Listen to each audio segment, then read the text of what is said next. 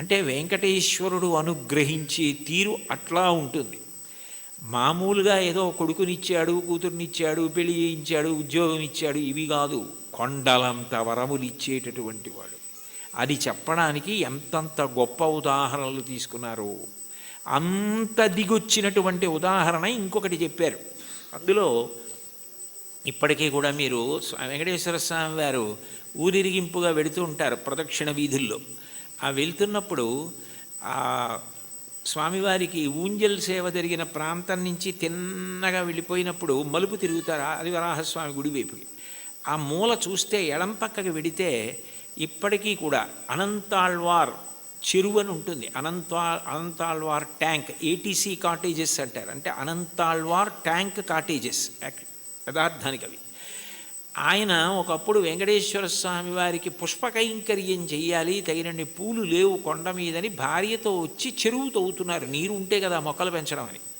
ఆ చెరువు తవ్వుతుంటే భార్య గర్భిణి. ఆమె నెల నెలకి నిండు గర్భిణి అయి పాపం ఈయన తవ్వుతుంటే ఆ మట్టి అట్టుకుని పట్టుకెళ్ళి దూరంగా పోసి మళ్ళీ తట్ట తెస్తుంటే చూడలేక వెంకటేశ్వర స్వామి ఓ 12 ఏళ్ల పిల్లాడి రూపంలో వచ్చి, అమ్మ నేను పట్టుకెడతానులేండి మట్టి తట్ట, మీరు నించోండని గబగబా పట్టుకెళ్ళి మట్టి పోసేసి మళ్ళీ ఖాళీ తట్ట అట్టుకొచ్చేస్తున్నారు. ఏమిటి నిండు గర్భిణి, నేను మట్టి తవ్వే లోపల తట్ట పట్టుకెళ్ళి ఎక్కడో మట్టి పోసేసి మళ్ళీ మట్టి తట్ట పట్టుకొచ్చేస్తోంది అని ఆయన ఆశ్చర్యపోయి తలెత్తి భార్యని అడిగారు, ఇంత తొందరగా ఎలా తీసుకెడుతున్నావు అన్నారు. నేను కాదు, ఇదిగో ఈ పిల్లాడు మీరు ఇంతకు ముందు ఒకసారి వచ్చి సేవ చేస్తానంటే వద్దు, మా గురువుగారి మాట నేనే చేసుకోవాలి, మా ఆవిడ చేసుకోవాలన్నారు.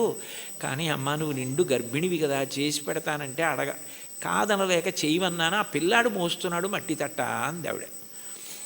అమ్మ ధూర్తుడా, వద్దురా, ఇది మా గురువుగారు చెప్పారు, నేను మా ఆవిడ చేయవలసిన సేవ అంటే ఇప్పుడు మళ్ళీ మా ఆవిడ్ని పట్టుకుని జాగ్రత్తగా నువ్వు మోహేస్తున్నావా మట్టి, నీ పని చెప్తానని చేతిలో ఉన్న గుణపం పట్టుకుని వెంకటేశ్వరుణ్ణి కొట్టడానికి పరిగెత్తారు.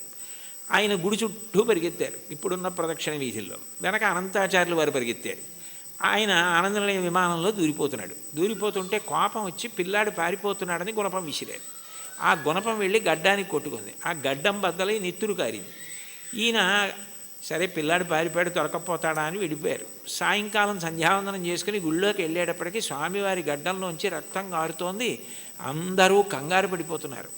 అప్పుడు వెంకటేశ్వర స్వామి వారు, నా ప్రియభక్తుడు నాకు పుష్పవాటిక నిర్మించాలని భార్యతో కలిసి చెరువు తవ్వుతుంటే ఉపకారం చేయడానికి వెడితే నా మీద గుణపం విసిరాడు. ఈ గుర్తుగా ఎప్పటికీ నేను ఇక్కడ ఈ మచ్చ ఇలాగే ఉంచుకుని దాని మీద పచ్చకర్పూరం అద్దుకుంటాను అని ఇప్పటికీ వెంకటేశ్వరుడి గడ్డం మీద పచ్చకర్పూరపు మచ్చ.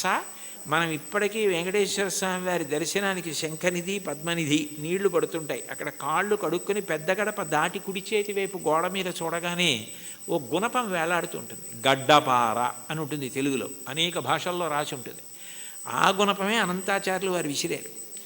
ఆ తర్వాత ఆయనతో ఎన్నో లీలలు చేశారు. ఇప్పుడు అవన్నీ ఎందుకు కాబట్టి ఆఖరికి భక్తుడి చేతిలో దెబ్బతిని రక్తం కారి అంతటి మహానుభావుడు దాన్ని పచ్చకర్పూరం అద్దుకుని, ఏమో చూసిన వాళ్ళందరూ ఆ పచ్చకర్పూరం ఏమిటి, ఆ మత్స్య ఏమిటి అని అడిగితే పెద్దవాళ్ళందరూ పిల్లలకి ఈ కథ చెప్తుంటే నీ పేరు వినపడితే నేను మురిసిపోతానోయ్ అని చెప్పి కొట్టిన దెబ్బని మచ్చగా ఉంచుకొని పచ్చకర్పూరం పెట్టుకున్నావే, నీ దయకి హద్దుందా?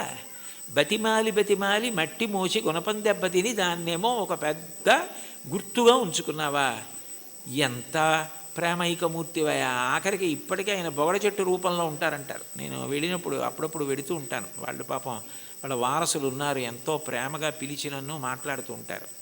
కాబట్టి అనంతాచార్యుల వారిని అంత గొప్పగా అనుగ్రహించినటువంటి వాడివే నువ్వు. నీ దయకి హద్దు ఎక్కడుంది? అడిగితే వరం ఇవ్వడం కాదు, అడగకుండా కొండలంత వరాలు ఇచ్చేసావే. ఇప్పటికీ స్వామివారు ప్రత్యేకంగా అక్కడికి వెడతారు. అనంతాచార్యుల వారు ఎక్కడ చెరువు తవ్వారో, ఎక్కడ చెట్టు ఉందో అక్కడికి వెళ్ళి ఆయనకి హారతి ఇచ్చింది అనంతాచార్యుల వారికి ఆ బొగడ చెట్టుకి ఇస్తారు. ఇప్పటికీ సంవత్సరంలో ఒకరోజు ఉత్సవం జరుగుతుంది. అనంతాచార్యుల వారు గుణపం విసిరిన రోజున అంత వేగంగా ఆనందనిలయ విమానం చుట్టూ పరిగెత్తినట్టే వెళ్ళిపోయి పల్లకి లోపలికి వెళ్ళిపోతుంది. అంటే భక్తుడు కొట్టిన రోజుని ఉత్సవంగా చేసుకుని ఇప్పటికీ ఆనందనిలయం చుట్టూ అలా పరిగెడుతున్నావా? ఏమిటయా నీ దయ, అంతుందా దానికి? ఇంతటి దయామూర్తివా? అంతటి వాడివి నీ గోటి కాంతి చూడడం సాధ్యం కాదు. అక్రూరుడు అంటాడు భాగవతంలో, శూరులు తొల్లియే విభుని శోభిత పాద నక ప్రభావళించేరి భవాంధకారముల చిక్కక ఉందరు అట్టి దేవునిన్ వైరముతోడనైన పిలువన్నను పంపి శుభంబు చేసే నిష్కారణమైన ప్రేమ ఇది కంసుని పోలు సకుండు కల్గుని అంటాడు. ఆయన కాలి గోటికి ఉన్న కాంతిని చూడడం సాధ్యం కాదు.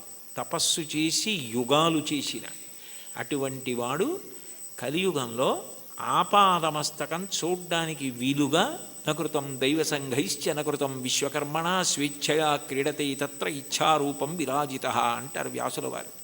తనంత తాను ఒక రూపాన్ని పట్టి అలా నిలబడ్డాడది రాతి విగ్రహం కాదు, సాక్షాత్ శ్రీమన్నారాయణుడు. ఇన్ని వరాలు ఇస్తున్నావా, ఇన్ని పాపాలు చేసిన మాకు దర్శనమిస్తున్నావా, ఇవ్వడం కాకుండా నీ దగ్గరికి వచ్చి ఏమడిగితే అది ఇస్తున్నావా, ఏమీ అడగకుండా నీ ఎందుకు ప్రేమ పెంచుకున్నవాడికి నువ్వేమిస్తావో చెప్పడం ఎవరికి సాధ్యమయ్యా? కొండలలో ఉన్నవాడివి కొండలంత వరాలు ఇస్తున్నావు.